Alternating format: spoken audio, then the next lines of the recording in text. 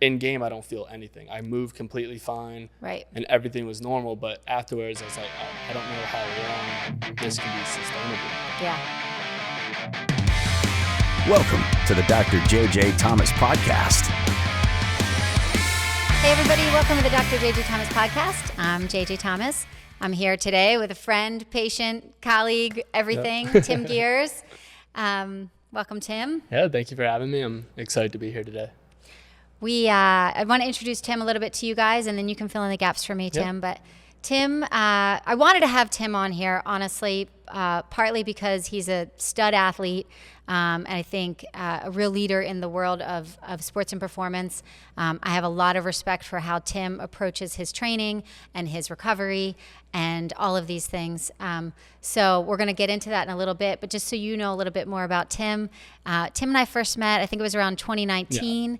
Tim was working with one of our friends, Jim Ferris, a strength and conditioning coach and trainer at my facility, which was a different facility then.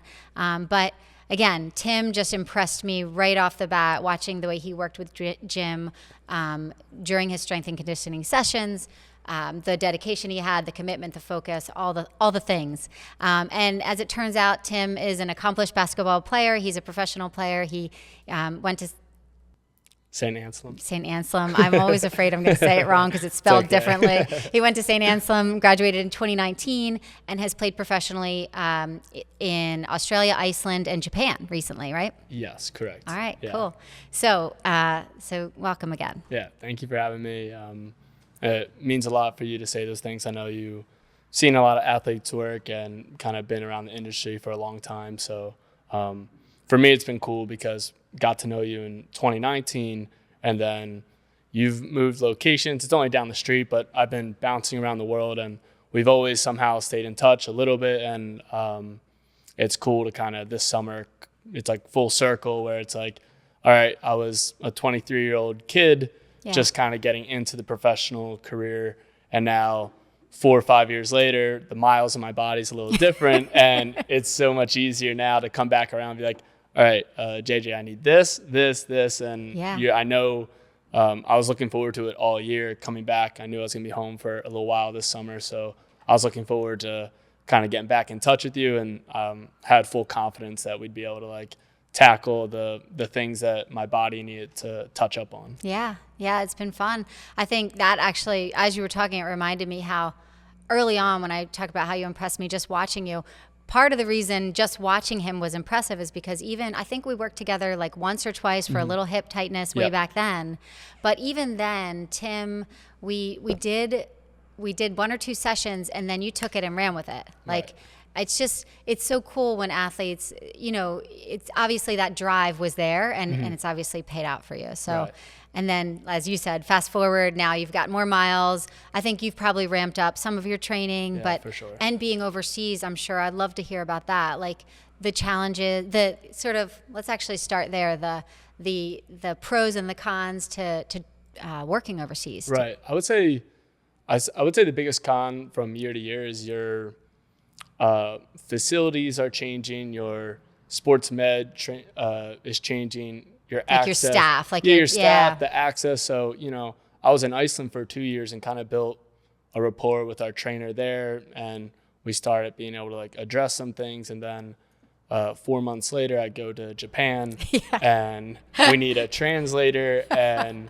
and then it's like, you don't know really where to start. You tell them, hey, I have some knee soreness, and they just decide to like put tape all around it, and it's like you say thank you and everything like that, but you're not really addressing like the root problem to it. So I would say the biggest challenge is just change of scenery. You have to get used to your new trainers. You have to put your trust and faith in them. So I would say that's one of like the cons to it. But then also the pros to it, it's like I'm also being exposed to all different kinds of things. Like I remember we were doing, like, obviously me and you, we work with like dry needling, and that helps tremendously. But like in Japan, getting acupuncture, doing all kinds of different remedies, I guess. So you kind of find out what works, what doesn't work, what might make it worse. So like So like you just kind of gather all that information the best you can and kind of go from there.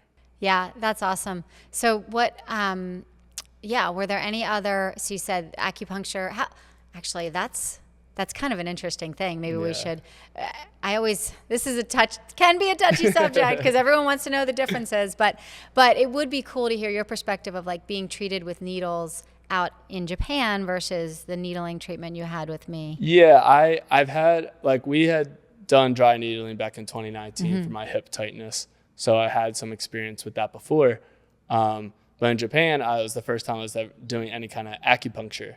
And luckily, I had a few teammates of mine, Americans who had been in Japan before, had the trainers there and everything. So I was like, all right, hey, is this, we're going to be all right? And like, yeah, it's fine. Like, they're like, yeah, it helps a little bit. Like, people aren't like, my guys weren't swearing by it, but it's like, hey, like if you feel like you need something, I would say for me, it like kind of just relaxed things and maybe helped with some inflammation. I don't know if it's more placebo or not. You're just no. I think it's helpful. Yeah, I think but it is interesting how even just the feeling of what's happening when you're receiving an acupuncture treatment versus a typical dry needling treatment. I think most of our patients say it's different. So I just thought I'd sort of take that opportunity to see how you felt.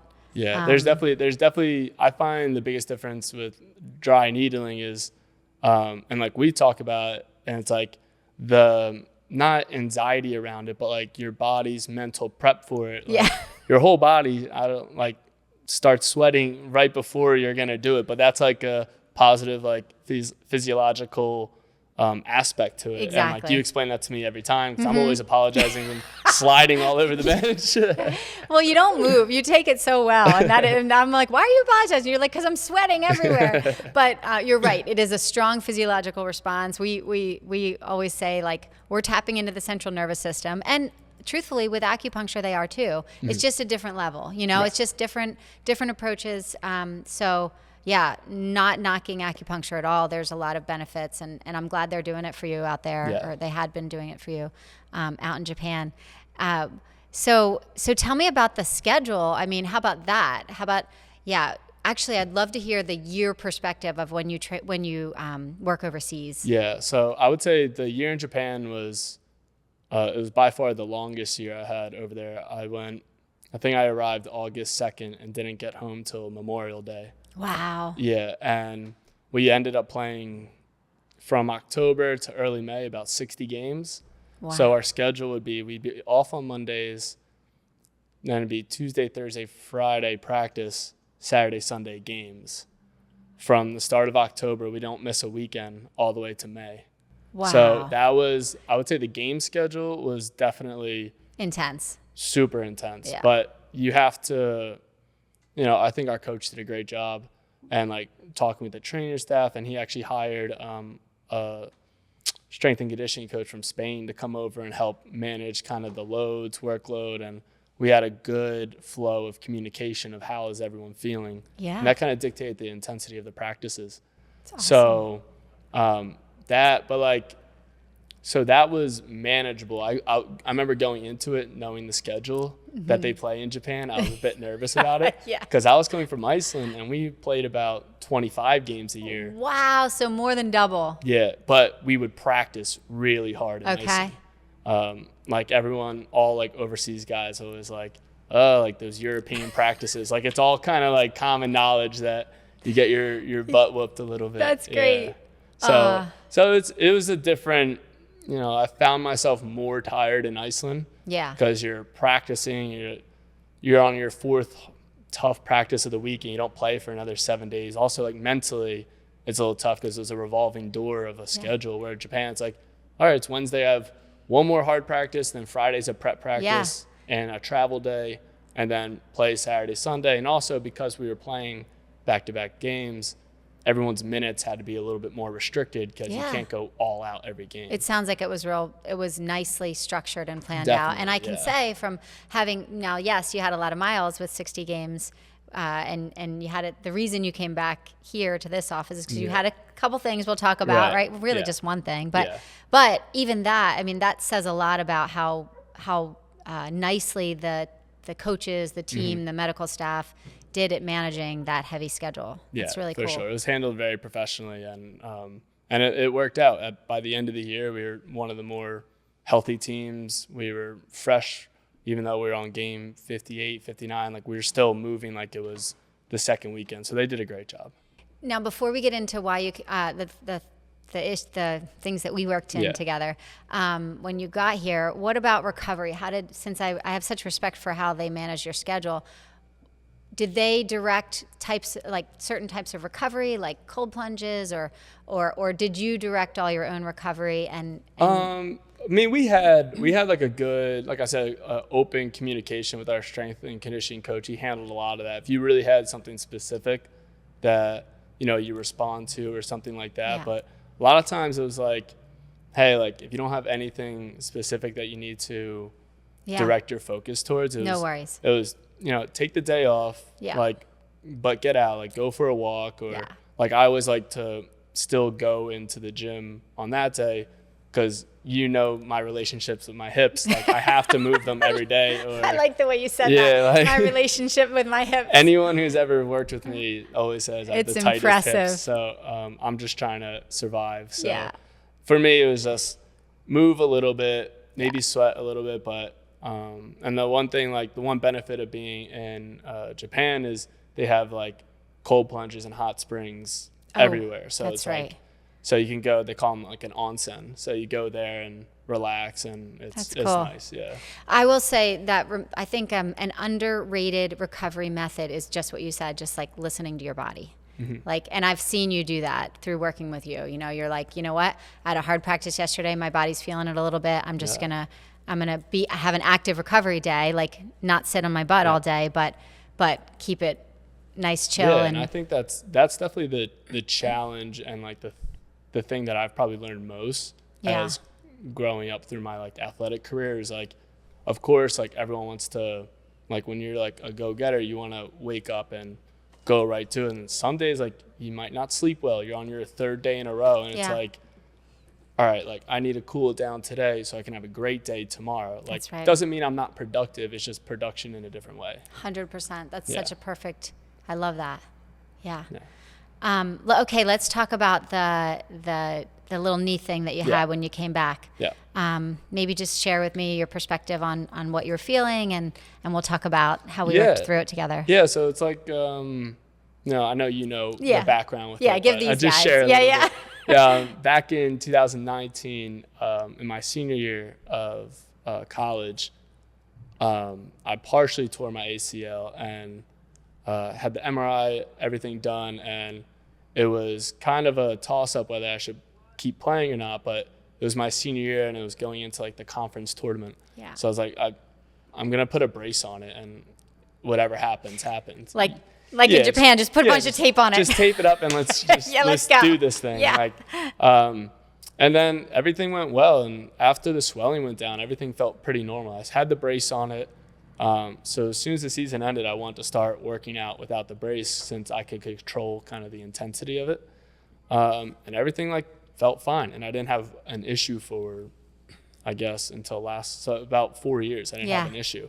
And then training last summer just moved a certain way and felt like kind of a hyperextension. And since then it's been not touch and go, but it feels different. Like, I don't know structurally if it changed or if it tore a little bit more, but it almost felt sticky, kind of. And so all year, that was a worry of mine going into Japan. Like, I could get through a workout, but at night, my knees like kind of pissed off at me. I remember using the word fatigue. Like that first time you came, you were like, look, I'm playing well, I'm doing what I need to do, but I have to intentionally focus on my knee towards the end. Right. Like, I'm feeling fatigued. For sure. And even working with my strength and conditioning coach in Japan, we had a good relationship about how to survive through the season, how can we make it stronger without, in season is really tough because you don't want to fatigue it anymore, but you need to kind of manage it. And I just realized I should clarify for those in the audience, not either in professional sports or clinicians, so just other patients. When we say fatigue, we meant actually the knee itself. Like Tim's cardiovascular, wasn't fatigued. It was Right. just he was feeling like his knee was a little fatigued towards the end. Right. So just working through that, and I remember towards the end of the year, just I'm like, I'm gonna get in touch with JJ, but is that really gonna work? Like, I've been feeling this kind of achy stickiness, and really when I was warming up would be like the toughest. Yeah. But then I'd go play, and in game I don't feel anything. I move completely fine, Right. and everything was normal. But afterwards, I was like, I don't know how long this can be sustainable. Yeah. I left that beginning part out. I'm glad you went back to that, because that was, as soon as we had that conversation, before I even put my hands on you, I remember thinking that's a very typical like recruitment issue. Like that to me, when someone says, I feel there's this bell curve of performance, right? Like I don't feel great when I'm first starting out, then I warm up and I feel better, and then I start to maybe fatigue towards the end. That tells me that the muscles aren't recruiting to their best capacity. There's something inefficiently happening through your body. Right. And so for the clinicians out there, tune into that. That's an important piece of like the conversation you're having during the evaluation. So so then we took a look at you, and I think one of the first things we did was that step down. Yeah, that was always our like baseline measurement, the just one like assisted step down, and you could watch my left leg do it, and it's just smooth Easy. as butter. Yeah. And the right side just once I'm at about 20 degrees trying to get to 90, it just not locks up, but just doesn't want to go any further. I always describe it like the trying to get the car on the car wash track. You're just sort of like, where's that tire go? I always think of the Tin Man without the oil. It's like you can hear the creaking. We all have our analogies. Yeah. But yeah, I mean, you could even see that. And when we say step down, we'll do some movements later and we'll show you guys exactly what we mean. But for our reproducible sign, which we like to do often in our office, because we want to make sure we're testing, retesting, and making sure we're making a difference in these patients. And so our reproducible sign was the step down test, where he's descending the stair, and we're watching that knee gets over toe and it's in good alignment, but that he's also getting a good hip hinge pattern and not like being quad dominant either. So and then we to step back, and we always look at whole body movement assessment. Yeah, and that's where I think for both of us, I think you were ecstatic. I was relieved, but also amazed when because we addressed the ankle. We were trying to like tune in with different things, like what's going to be the biggest difference. Yeah. We were doing the dry needling, like we kind of addressed that it's a glute inhibition situation. Exactly. And from there, then once we started incorporating the whole chain with the shoulders is when it was like a light bulb moment in my head, but also I could feel it immediately. It was like, it's still hard to describe. Yeah. So I think, if you don't mind, I'll recap for the audience. Yeah. Like, I think the first two sessions, when I'm teaching like Primal Foundations, Primal Integrations, teaching other therapists how to decide what to prioritize treatment-wise, I'll use a couple of themes. One is like, what's the big rock? Like, what's the big thing that stands out at you? And you can't look at Tim's hips and ankles without feeling like, or at least the one ankle, feel like they're a very significant piece of the puzzle. So I think the first two treatments, we did more of that. And you felt better, but the symptoms kind of came back. Like, I think you felt better for, I don't remember, maybe 4 days, and then a week. And then by the third time I saw you, I was like, okay, let's go back and look at the full body movement assessment. And the shoulders really stood out as an important piece of the puzzle, of the kinetic chain puzzle, that they're regionally interdependent. And so specifically the posterior chain of the shoulders. So I think we saw a difference in your squat with the band, right? And then when I put him prone and we did shoulder movement assessments, there was a motor control deficit on, I think, both shoulders. Yeah. So we treated that, and that was where because it was a deficit, but it was a subtle deficit. Like the motor control deficit of his shoulders was very subtle, but it was there. And so I was like, let's just treat it and retest him. And we did. Yeah. And I think immediately the step down was very different. Yeah, it was like, even from the times where we would needle and go step down, it would feel 80%, definitely a lot better. Meaning needling the hips, right? Yes. Yeah. And then it would feel a lot better, but it was like, there's still a little something there, but this is definitely a huge improvement. Yeah. And then as soon as we incorporated the shoulders and full body, it felt exactly like my strong side. And basically since that day, it's probably 6 weeks ago now, maybe a little less. You've needed very little interventions. Very, very little interventions. Like said, hey, let's stay in touch, and if you need to come back in, and I've stayed on top of all the movements, and like every day they feel great. And if I feel like a little bit of achiness or it's getting tight on me, like I'll take it a little bit easier that day, but I'll still go through those movements. So it's awesome. Making a huge difference. Thank you. I'm so happy to hear that. And thank you for sharing this with people, because of course. these are this is what prompted this, right? You and I were talking, and Tim actually came to me after that. So we saw the difference immediately on the step down. And then we had already had a scheduled visit upcoming in like a week or two. And when you came back, you're like, JJ, this is the best I've felt. Like as soon as we started treating the shoulder and doing the exercises that incorporated posterior chain shoulder activation with the hips and knee, you were like, that has been a game changer. Yeah, absolutely. And like I mentioned earlier when we were just catching up before we started the filming, I had mentioned that now that the knee feels like it's moving to almost full capacity, me and Jim, who you mentioned earlier, been able to load it a lot more on that single side, and also like triggering that glute as well. And now we're not, for me, it's so gratifying because we're not only like sustaining. We're not maintaining. We're actually performing better. Yes, like and you know how Jim does all this stuff. Everything's numbers and measured. So I can look at where I was in early July compared to now. It's, a 25% strength increase. So that's just huge. Then I'm on the court, and once I'm warmed up, I have so much more confidence in my movements, and it's almost completely out of my head, which for me, if you asked me 4 months ago when I was in season, I thought this was going to be something I was dealing with. Always.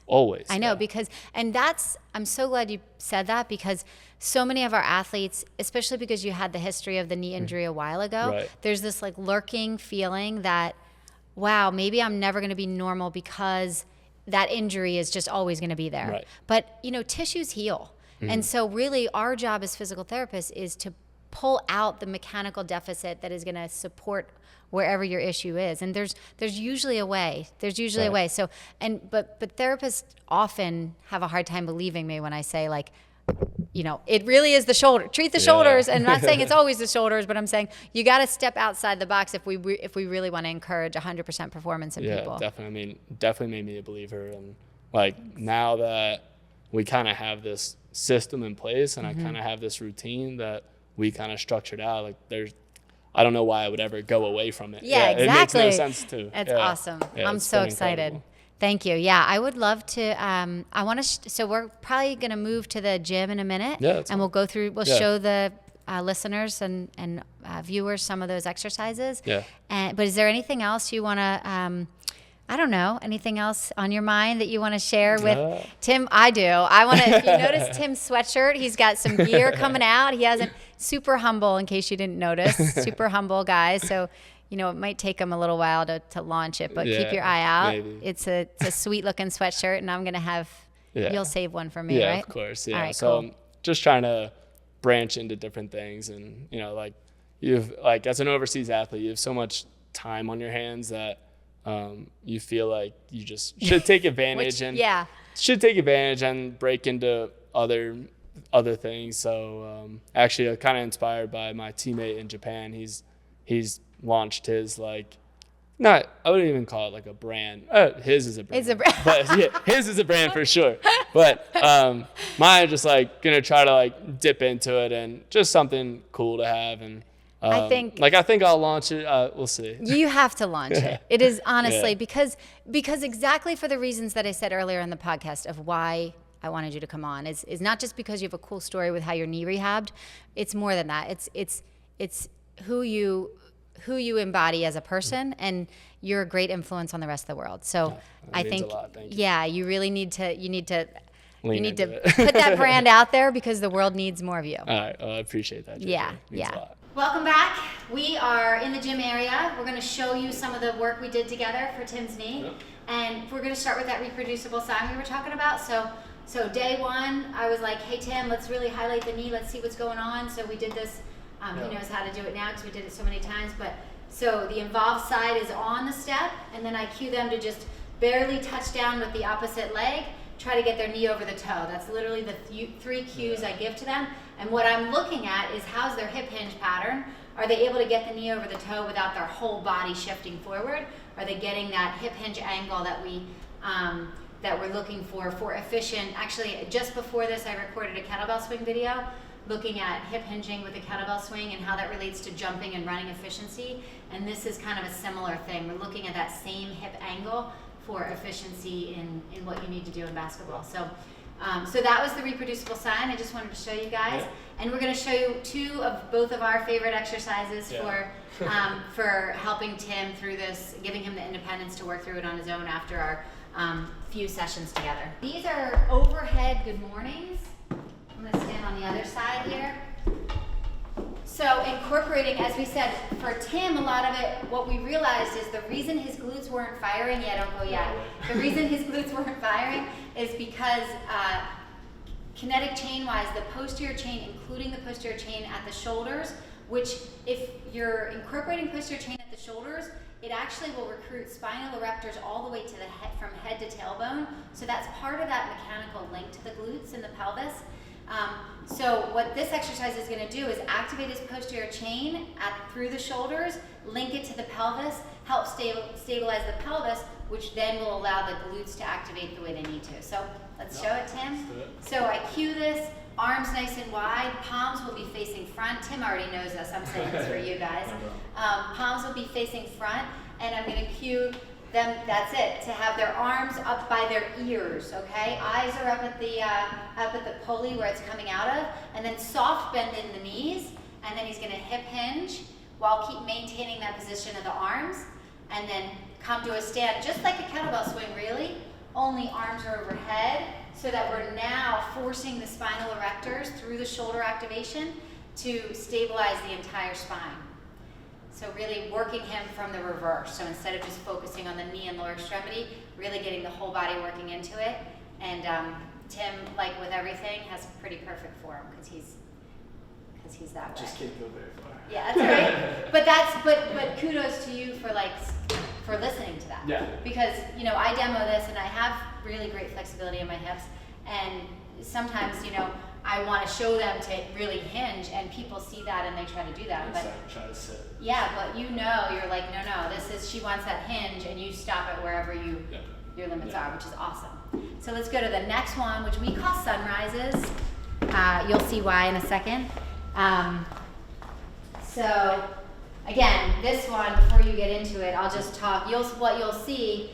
Actually, go ahead and do it. You just might have to do a couple reps. Okay. Yeah, so there's a lot of details to this one. I'm going to kind of come behind you here. Okay. Yeah, so feet are straight here, and then what we're going to do is Tim's going to start with the weight on the either side.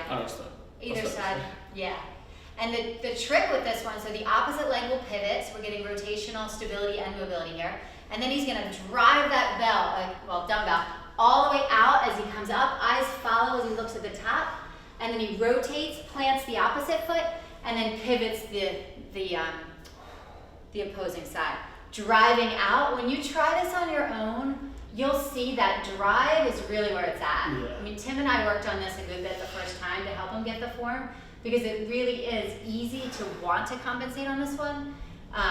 But so driving that, and that's only 15 pounds. Tim's a strong guy, but I usually a lot of times I tell people do heavy enough load, but with this one, 15 is even for a strong guy like Tim is good, because the levers, just do one more set and then take a break. Yep. The levers that he's causing by driving that dumbbell way out are, again, incorporating spinal erectors from head to tailbone through that posterior chain in the shoulders. But the beauty of this one, the element that this adds that the good mornings don't add, is that rotational component. Yeah. And rotational control is so key in your sport, in a lot of sports really. Right. So that's the other one. Yeah. Yeah? Anything else? What did you find when you first started doing these in terms of, is there anything that you felt particularly sticky in terms of form to get through? Or I think I kind of grew with confidence after doing it, but just the thought of being able to have the confidence to sit into this side. Yeah. And also so important to keep your foot forward at 90-degree angle, so you don't compensate and lose what you're actually trying to go after. So for me, it's just gaining confidence in this position, knowing that I'm strong here because I'm strong here, I'm into my glute. Yeah. And can power back off from there. Go into that position again, because I'm glad he did spend a lot of time the first time I trained him. Yeah, because I wasn't really sitting into it. And the reason that's so important is because now we're building mobility in that up. So his right hip, by keeping that foot straight, he's forcing himself to tap into the mobility pattern there as well. Whereas if we let him evert and externally rotate out, then he's not training mobility and stability together. So that's awesome that you remembered we spent some time on that that. was definitely like the thing that I felt the most when we Yeah. first introduced it. And that's, now it's like, it feels, I do it almost every day, so it's just normal to do it. So a lot of confidence, and I don't think I would have been able to move like that when we first met each other this summer, so. Yeah, that's awesome. Yeah. Awesome. You're the Right. best. Thank you so Thanks. much. Thanks, JJ. You guys, thanks for joining again. This has been a great session, as expected, with Tim. If you have any questions on the exercises, if you have any questions on any of the content that we brought up, please leave a message in the notes or reach out to me directly. Check out Tim. He's a humble and quiet guy, but he's a total stud in all areas of life, including just being a good example for the rest of us. So find him on Instagram or reach out and I can get you in touch too. Perfect. See you. Thanks, sir.